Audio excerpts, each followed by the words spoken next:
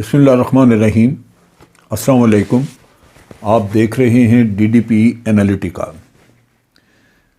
پوری دنیا میں اور ہمارے خطے میں بہت بڑی بڑی تبدیلیاں آ رہی ہیں، پاور بیلنس چینج ہو رہا ہے، نئی نئی الائنسز بن رہی ہیں۔ ان حالات میں جو بہت بڑی ڈیولپمنٹ ہمارے نقطہ نگاہ سے ہو رہی ہے وہ یہ ہے کہ پرائم منسٹر عمران خان چند ہی دنوں میں وہ رشیا کا دورہ کرنے والے ہیں، رشیا جانے والے ہیں، اور یہ اس بیک گراؤنڈ میں دیکھا جانا چاہیے جہاں پرائم منسٹر عمران خان نے مغربی دنیا کے بارے میں ایک ڈیفائنٹ ایٹیچیوڈ، ایک ڈیفائنٹ پوسچر رکھا، اور اس میں کوئی ایسا اینٹیگنائز کرنے کی کوشش نہیں کی، لیکن ڈیفینیٹلی انہوں نے مغربی دنیا کی لائن ٹو کرنے سے انکار کیا۔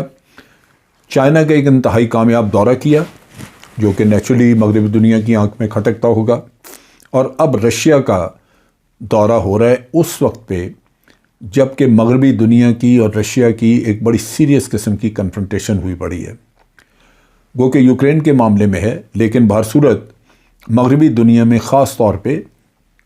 امریکہ اور برطانیہ نے بڑا ہی ایک ٹف رویہ رکھا ہوا ہے روس کی طرف، اور اس کو بڑی دھمکیاں سینکشنز کی اور یہ وہ، اور دھڑا دھڑ اسلحہ جو ہے وہ یوکرین میں پہنچایا جا رہا ہے۔ اور ان حالات میں پرائم منسٹر عمران خان کا جو میں کہہ رہا ہوں ان کا ڈیفائنٹ ایٹیچیوڈ وہ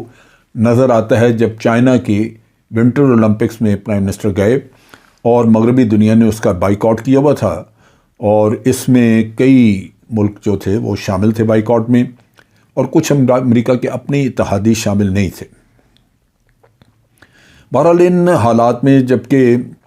مغربی دنیا جو ہے وہ برسر پیکار ہے یوکرین کے معاملے میں ماسکو کے اگینسٹ، تو پرائم منسٹر عمران خان کا دورہ یہ مسٹر پوٹن جو کہ وزیر اعظم ہیں یا صدر ہیں رشیا کے، ان کے دعوت پہ یہ ایک بہت ہی امپورٹنٹ ڈیولپمنٹ ہے۔ اس سے پہلے عمران خان نے اپنے ایک بیان میں یہ بھی کہا تھا کہ صدر پوٹن بھی پاکستان کا دورہ کریں گے، اور ہو سکتا ہے کہ پہلے اب یہ عمران خان کا دورہ 23 سے 25 فروری میں ہو جائے، اور اس کے بعد پھر وہ دورہ جو پوٹن صاحب کا ایکسپیکٹڈ ہے وہ بھی ہو۔ پیچھے جو ٹیلی فون پہ بات چیت ہوئی تھی پرائم منسٹر عمران خان کی اور صدر پوٹن کی، اس میں دونوں نے اتفاق رائے کیا تھا کہ اپنے بائی لیٹرل جو ہمارے اپنے دو طرفہ ریلیشنز ہیں ان میں اور مزید ترقی کی جائے، ان کو بڑھایا جائے، اور ہائی لیول ایکسچینجز یعنی سینئر لیول کے گورنمنٹ آفیشلز جس میں فارن منسٹر ہے یا پرائم منسٹر ہے، صدر ہے، ان کے دورے کیے جائیں، یہ آپس میں ایکسچینجز ہوں، وزٹ کریں۔ اور پھر افغانستان کا معاملہ جو کہ انتہائی اہم ہے اس کے اوپر یہ ایک کوآپریشن کی جائے، یعنی ایک دوسرے کو باخبر رکھا جائے اور کوآرڈینیٹڈ ایفرٹ ہو کہ افغانستان کو سٹیبلائز کیسے کرنا ہے۔ سو یہ وہ چیزیں ہیں جو کہ رشیا کے ساتھ پرائم منسٹر نے ٹیلی فون پہ بھی بات کی، اور اب بھی جو دورہ ہو رہا ہے اس میں دو طرفہ تعلقات اور اکنامک کوآپریشن، انویسٹمنٹ، اس کے ساتھ ساتھ افغانستان کا ایشو بھی زیر بحث آئے گا۔ یہ بالکل اسی طرح جیسے چائنا میں پرائم منسٹر نے جب چائنا کا دورہ کیا ابھی ونٹر اولمپکس کے سلسلے میں، تو یہاں پہ بھی انویسٹمنٹ، افغانستان کا قصہ، سی پیک وغیرہ یہ زیر بحث آئے، ان پہ بڑی ڈیولپمنٹس ہوئی، اور رشیا بھی سی پیک میں چونکہ انٹرسٹڈ ہے تو اس پہ بھی بات چیت ہوگی۔ اب جو حالات دنیا میں بن رہے ہیں اس میں یہ ہے کہ ایک یوں لگتا ہے کہ دنیا ایک نئی شکل اختیار کر رہی ہے۔ بہت عرصے تک یونیپولر رہی، جہاں امریکہ دنیا کی واحد سپر پاور کے طور پہ پوری دنیا کو ڈکٹیٹ کرتا رہا، لیکن آج آپ کو چائنا سے ڈیفائنس نظر آ رہی ہے، رشیا سے ڈیفائنس نظر آ رہی ہے، اور بھی ملک۔ چنانچہ یوں لگتا ہے کہ یہ دنیا بالآخر ملٹی پولر بننے کی طرف جا رہی ہے۔ اب یہ رشیا اور چائنا جو ہے یہ یوریشیا کے ساتھ مل کے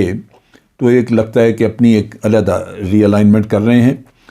گو کہ پاکستان اپنے طور پہ ان کے کیمپ میں اپنے آپ کو آئیڈینٹیفائی نہیں کرتا، لیکن بہت حد تک ہم چائنا کے اتحادی ہیں۔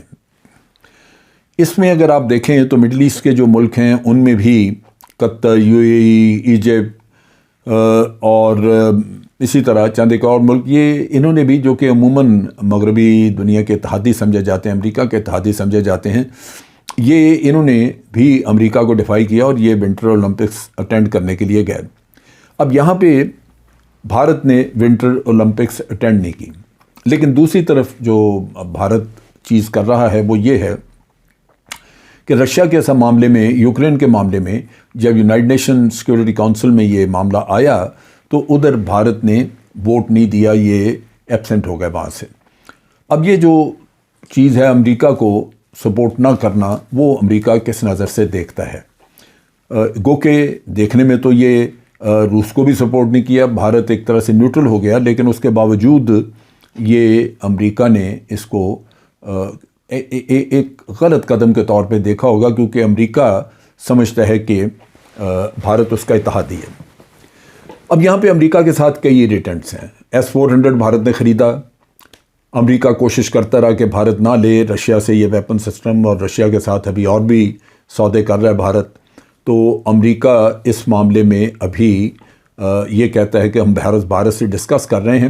لیکن ابھی فیصلہ نہیں ہوا، جس سے لگتا یہ ہے کہ وہ بھارت کے اوپر تلوار لٹکا کے رکھنا چاہتے ہیں، اور ہو سکتا ہے کہ اگر وہ بھارت کے طور طریقے دیکھیں کہ یہ بالکل ہی امریکہ کو بیوقوف بنا رہے ہیں، تو پھر اس صورت میں ہو سکتا ہے کہ وہ سینکشنز وغیرہ بھی لگائیں۔ اس میں بھارت نے جو غلطی کی ہے وہ یہ ہے کہ چائنا ایک بہت بڑی ابھرتی پاور ہے، اور چائنا اور رشیا ایک طرح سے اتحادی ہیں امریکہ کے سامنے۔ بھارت امریکہ کا اتحادی بن کے کوآڈ میں جا کے شامل ہو گیا، اور کوآڈ کی میٹنگز وغیرہ بھی انہوں نے اٹینڈ کی۔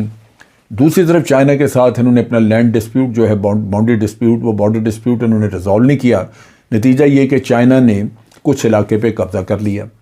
پھر بھارت نے چائنا کو انٹیگنائز کیا، کیونکہ بھارت بہت عرصے سے پوری طرح پیچھے پڑا ہوا تھا سی پیک کے، حالانکہ سی پیک ایک اکنامک پروجیکٹ تھا اور بھارت خود بھی اس کا حصہ بن سکتا تھا، لیکن انہوں نے سی پیک کو سیبوٹاج کرنے کی کوشش کی، جس سے چائنا لازماً بھارت سے متنفر ہے۔ لے دے کہ اگر انہوں نے تعلق رکھا ہے تو وہ رشیا سے، اور رشیا کا تعلق جو ہے، رشیا کے ساتھ جو تعلق رکھا ہے وہ اس کو امریکہ کس نظر سے دیکھتا ہے، جبکہ آپ ایک طرف امریکہ کے اتحادی کہلاتے ہیں، کوآڈ میں بنے، آپ نے چائنا دشمنی میں امریکہ کے ساتھ شریک ہو کے تو ساؤتھ چائنا سی میں ڈپلائمنٹس وغیرہ کی، اپنی نیوی کی۔ اس چیز کو چائنا ڈیفینیٹلی اس نظر سے دیکھتا ہے کہ بھارت آج امریکہ کا اتحادی ہے اور چائنا کا دشمن ہے۔ سرحدی جھگڑا بھی ہوا، یہ ساری چیزیں مل کے چائنا کے ساتھ آپ نے ایک ایسا تعلق پیدا کر لیا جو کہ ایک ایسی نہج پہ آپ آ گئے ہیں جہاں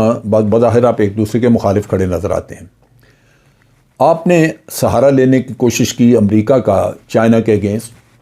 لیکن امریکہ نے اپنے مفادات کو سامنے رکھا۔ امریکہ صرف کنٹینمنٹ کے چکر میں ہے،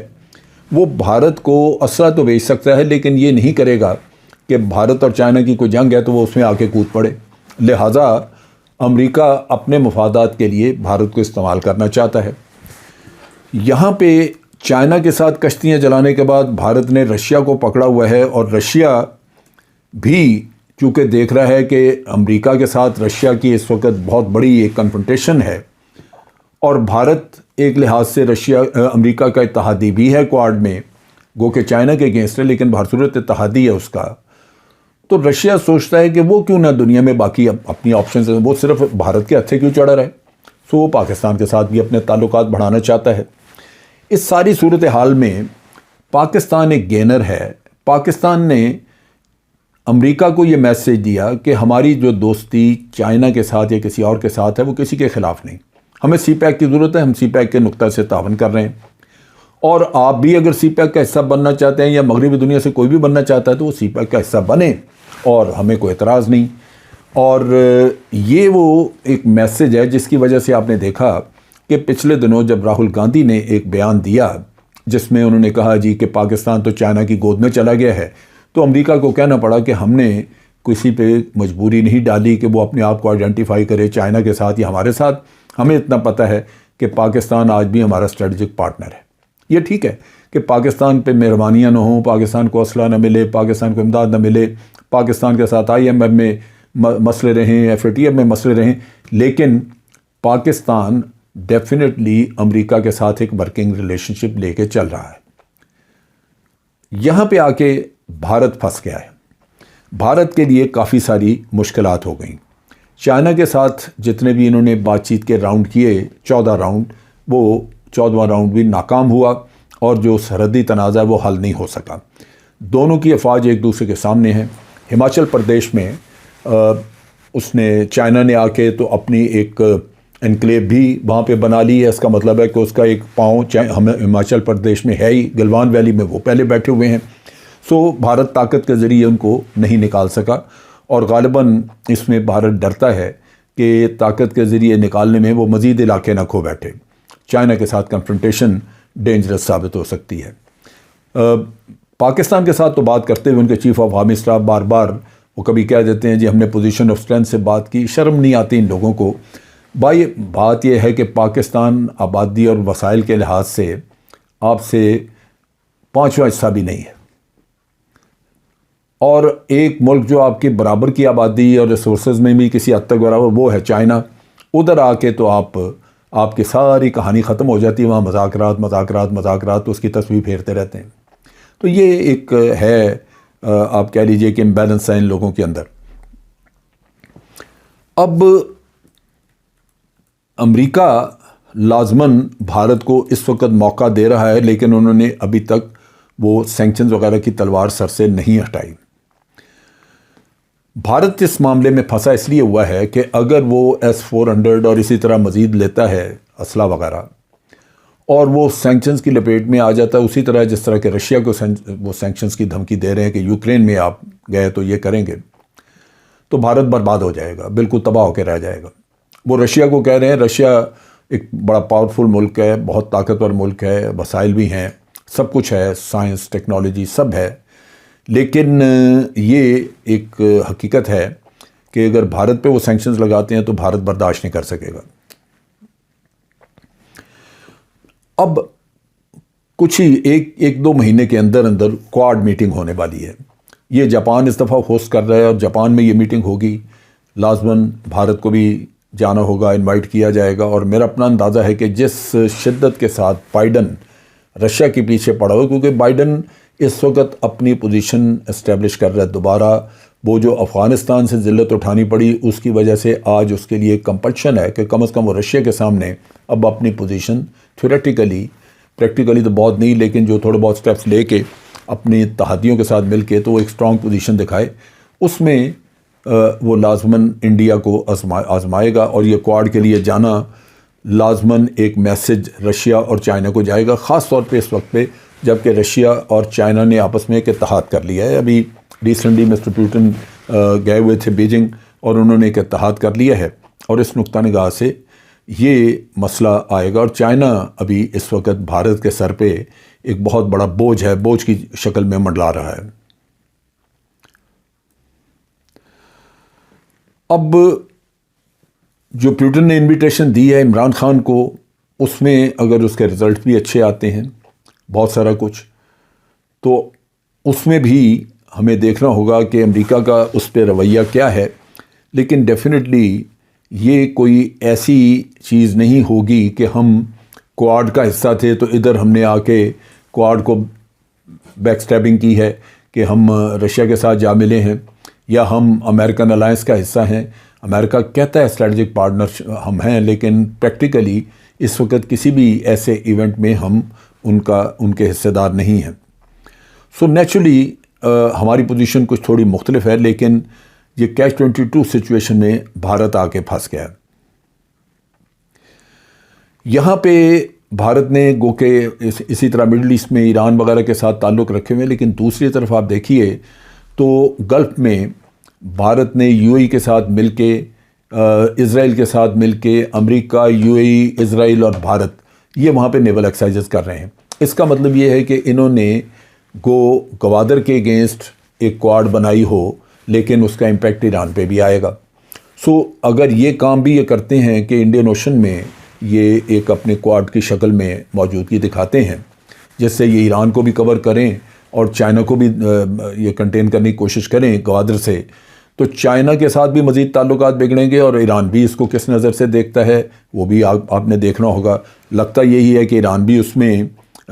بھارت کو اپنا مخالف سمجھے گا۔ اب یہاں پہ ہمیں کوئی بہت زیادہ توقعات مڈل ایسٹ کنٹریز سے ایسا سچ نہیں ہے، لیکن ہم مسلمان کنٹریز ہیں، ہم ان سے اچھے تعلقات رکھنا چاہتے ہیں، لیکن فارن پالیسی ہماری رشیا کی وجہ سے اور افغانستان میں تعلقات اچھے ہونے کی وجہ سے اس کی فلو جو ہے وہ سینٹرل ایشین اسٹیٹ کی طرف جائے گی، اور لازماً اس سے تجارتی نقطہ نگاہ سے ہمیں فوائد حاصل ہوں گے۔ سینٹرل ایشین اسٹیٹس جو ہیں وہ اس وقت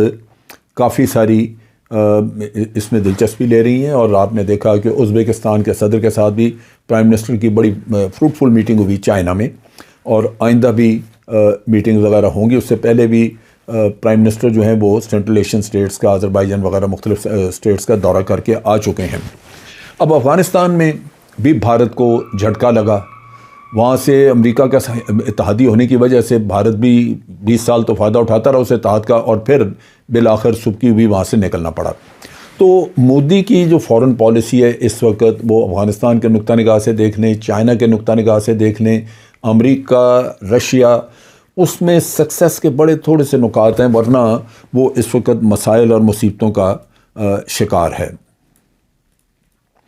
امریکہ اس وقت بھارت کے سارے کردار کو شک کی نگاہ سے دیکھتا ہے، اور ان کے پاس بہت سارے ایسے ٹولز ہیں کہ اگر وہ بھارت کو مروڑنا چاہیں تو سینکشن لگائے بغیر بھی وہ ان کو چکر دے سکتے ہیں۔